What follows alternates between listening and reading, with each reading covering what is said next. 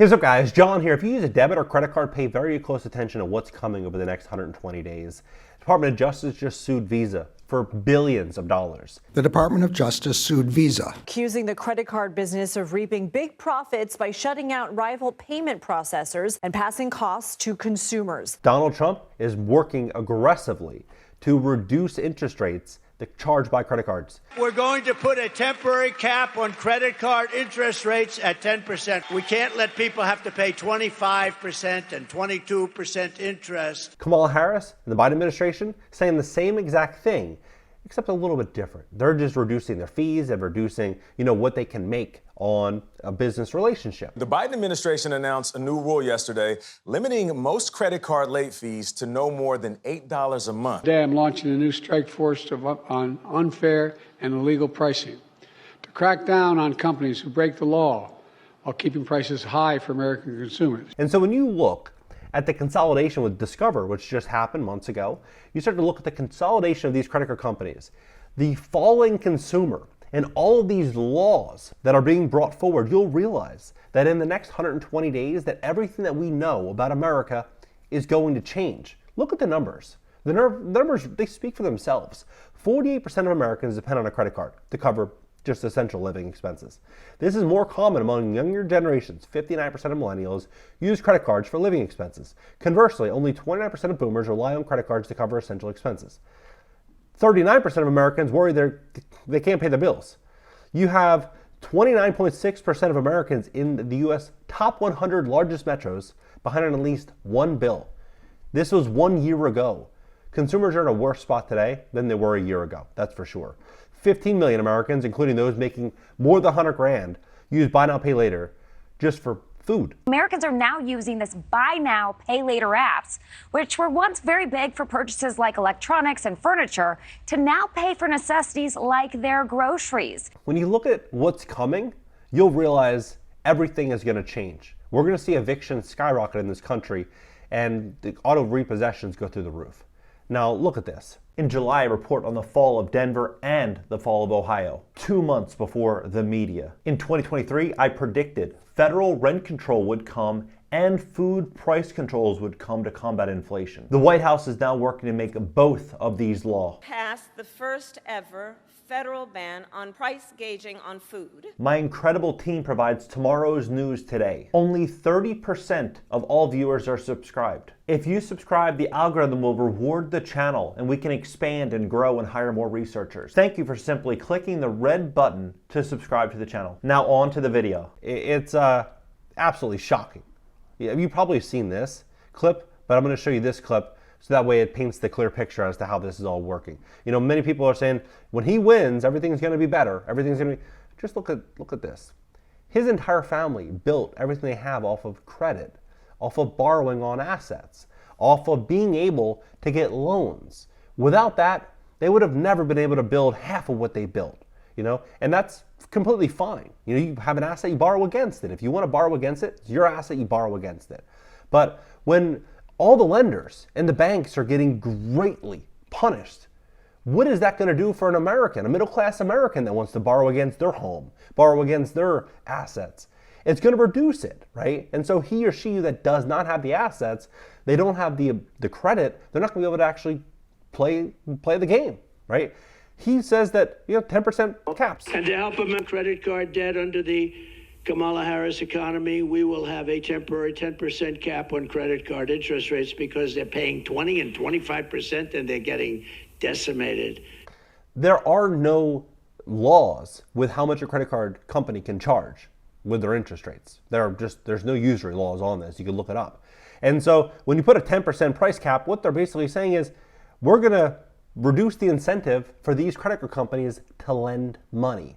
If you're charging 20 or 25% and they're going to go 10%, how many of these credit card companies are going to want to lend the same amount of money to the same demographics? They're not. They're going to look for a specific type of borrower. When you have Kamala Harris coming out saying that, the CFPB, they implemented a rule reducing typical credit card fees from $32 to $8. Though Harris argues additional measures are necessary, you can see the trend. It's a major shift towards something that I think many people can't imagine. Look at this, for example.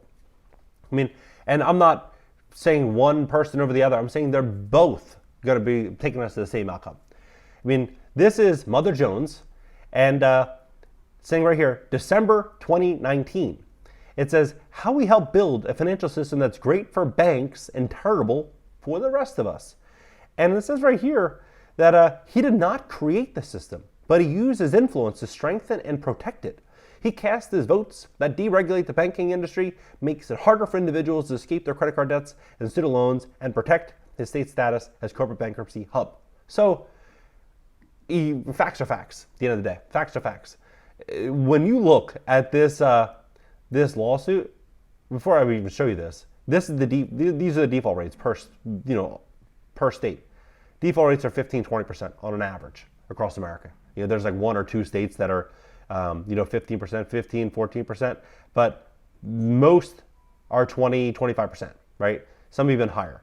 So when you have these default rates skyrocketing and the credit card companies are getting hit from every direction, why are they going to lend as much money when they're not going to make as much money and they're going to see their profits absolutely tank? Well, they're not.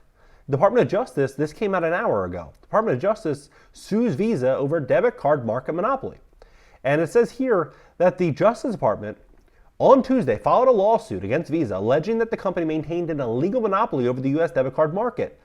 According to the DOJ complaint, more than 60% of debit card transactions in the U.S. run on Visa's debit network, which allows the company to charge over $7 billion in fees each year for processing those transactions. It also accuses Visa of illegally maintaining its monopoly power by insulating itself from competition. As an example, the DOJ said Visa uses exclusionary agreements on exclusionary agreements on. I'm going to fix that one part, Satyam. It also accuses Visa of allegedly maintaining its monopoly power by insulating itself from competition. As an example, DOJ said Visa uses agreements on merchants and banks using its debit card services, which allows it to look up debit card transaction volumes while it insulates itself from competition and smothers smaller, lower-priced competitors. We allege that Visa has unlawfully amassed the power to extract fees that far exceed what it would charge in a competitive market. Attorney General Merrick Garland said in a statement, merchants and banks pass along those costs to consumers either by raising prices or reducing quality or service. As a result, Visa unlawful conduct affects not just the price of one thing, but the price of nearly everything. And so you think about it. It's almost the same conversation. The Department of Justice is saying, Visa, you're taking advantage of consumers. Kamala, banks, credit card companies, you are taking advantage of consumers. Trump, credit card companies, 20-25% interest is way too high. You're taking advantage of consumers. The story is the same. This is what's going to happen. Credit card companies, banks, financial institutions, they're going to see the writing on the wall that everything is changing. And if people have late payments, they have bad credit scores, they have very unstable payment histories, they're going to look at that and say, nah, we're not going to lend to this person or this person. We're going to be very, very, very cautious. And that's exactly why Goldman Sachs, they just took a $400 million loss on their consumer credit business. Why? Because it makes more sense for them to lose 400 than 600 or 800 million by dealing with this later. And right now they can sell off those losses. And that's exactly what they're doing. And they're focusing on high net worth individuals. And those people are still going to be able to get the loans. Because, if they put in price caps or they put in some type of radical measure, they know somebody that's making $250,000, $300,000 a year or is making a lot of money that has a great payment history is probably going to be a customer they're going to be able to make money off of. And so they're going to want that relationship. It accused Visa of engaging in a deliberate and reinforcing course of conduct to cut off competition and prevent rivals from gaining the scale, share, and data necessary to compete for customer business. The DOJ also noted that Visa used its scale to leverage both merchants and consumers to build what it refers to as an enormous moat around its business. Visa pushed back on the allegations with Visa General Counsel, telling than that anyone who's bought something online or checked out at a store knows there's an ever-expanding universe of companies offering new ways to pay for goods and services.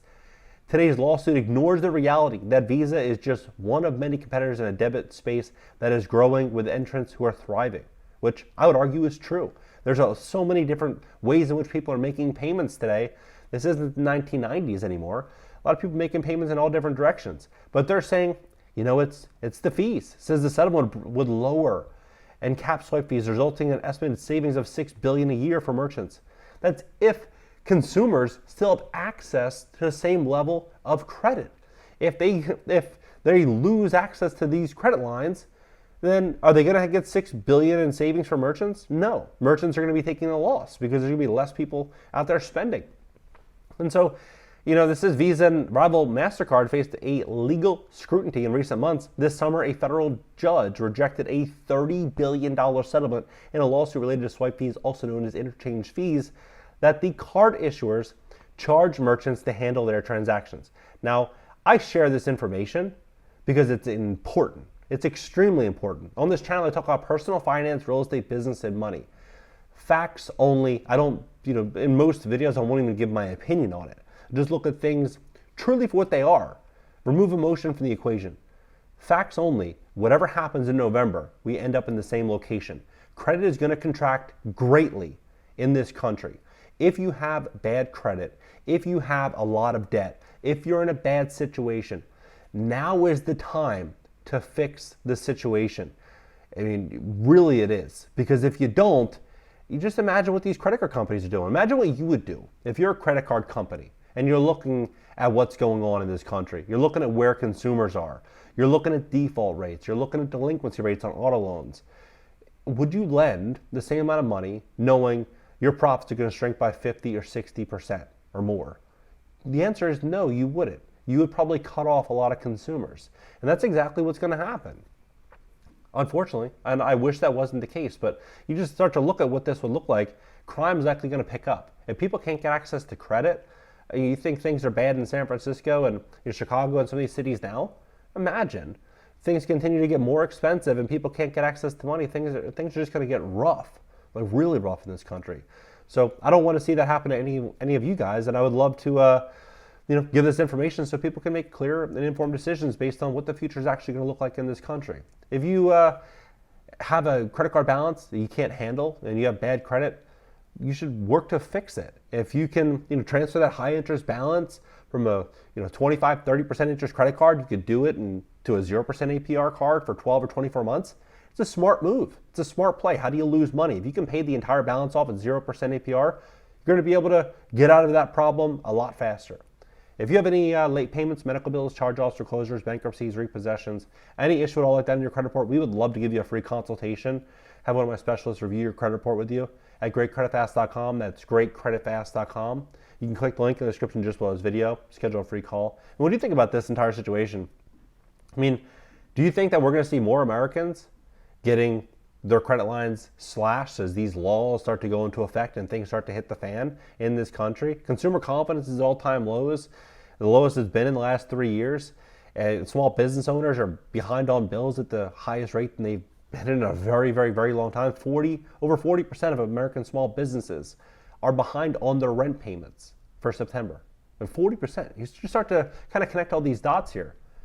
And what do you think about this? Let's talk about it below and catch you next video.